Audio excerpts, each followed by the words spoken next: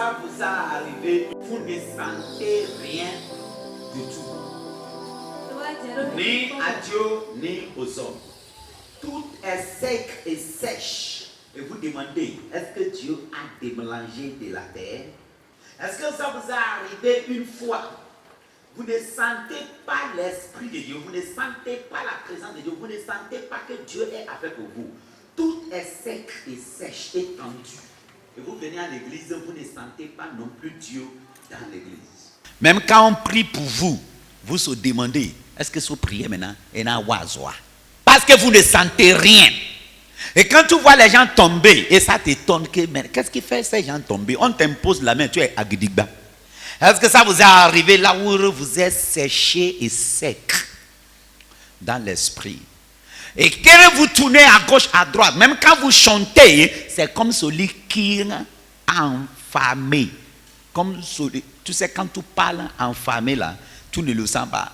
Alors qu'il y a des moments, tu es tout joyeux et santos.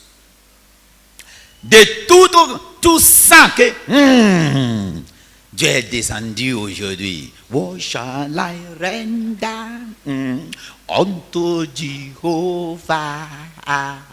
He has done so too much for me.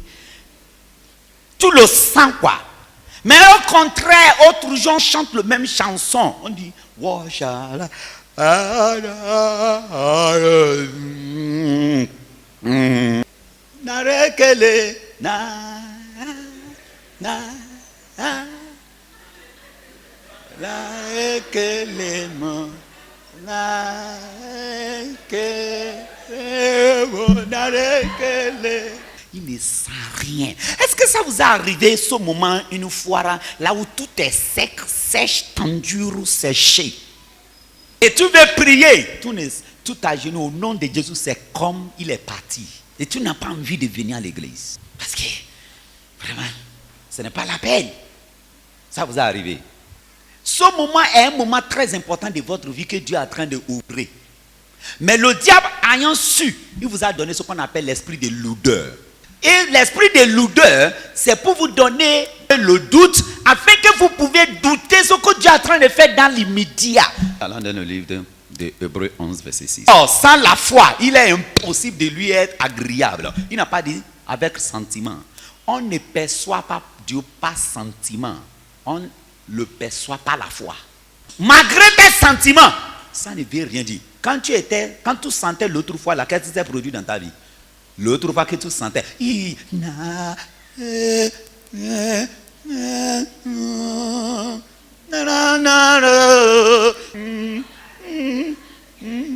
quand tu es parti à la maison, qu'est-ce qui s'est produit?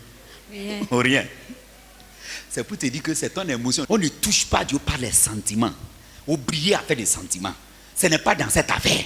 Nous, les chrétiens, nos sentiments, c'est la foi. C'est par la foi que nous sentons Dieu. Ce n'est pas par émotion. Nous sentons Dieu par la foi. Nous ne le sentons pas par l'émotion. Ce n'est pas le jour que tu es content que Dieu descende dans l'église. Ce n'est pas le jour que tu es content que, voilà, le pasteur est rempli d'esprit aujourd'hui. Maintenant, le jour que tu n'es pas content, le message ne passe pas. Tu dis non, le pasteur a péché avant de venir. Non, ce n'est pas toi qui détermine. C'est avec la foi qu'on perçoit Dieu. C'est avec la foi qu'on touche Dieu. C'est avec la foi que nous sentons Dieu par la foi. Car nous marchons par la foi et non par la vue. Le sentiment, c'est pas la vue. Tu ne peux pas savoir si Dieu est quelque part ou pas à travers tes sentiments. Le sentiment n'est pas dans la vie spirituelle. Le sentiment vient de l'émotion. Et Dieu n'est pas émotionnel.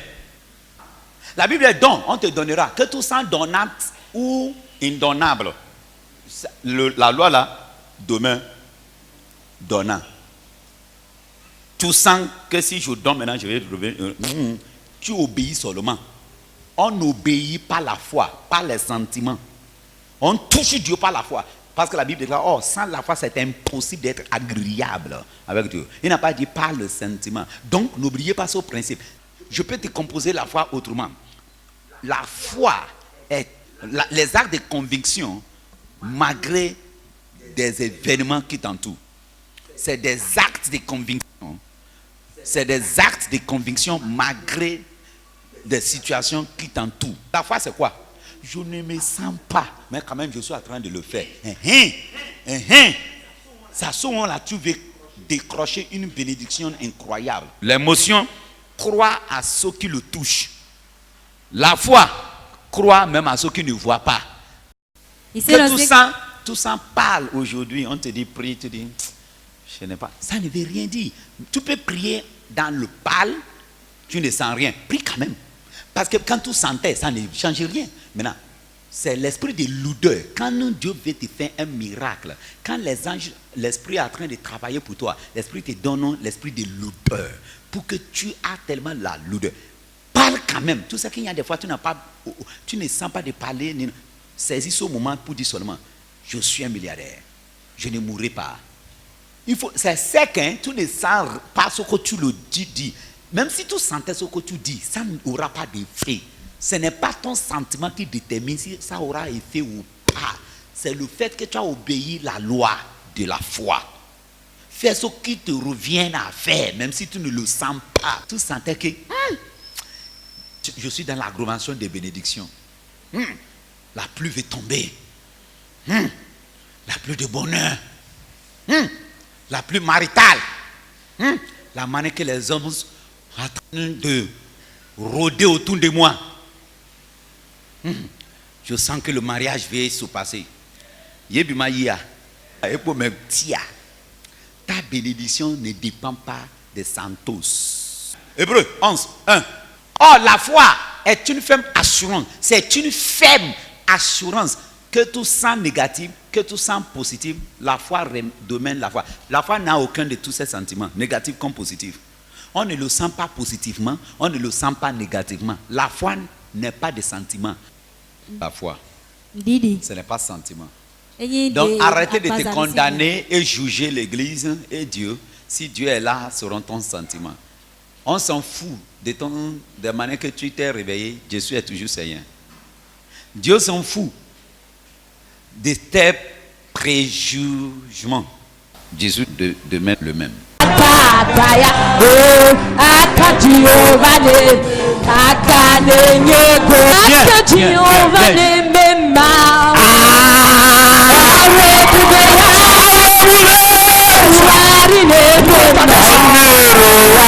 Cet enfant ne marchait pas. Après ma prière. Oui, maman, explique-nous. Après votre prière, elle a commencé par marcher. Appelle ton enfant, dis-lui de venir.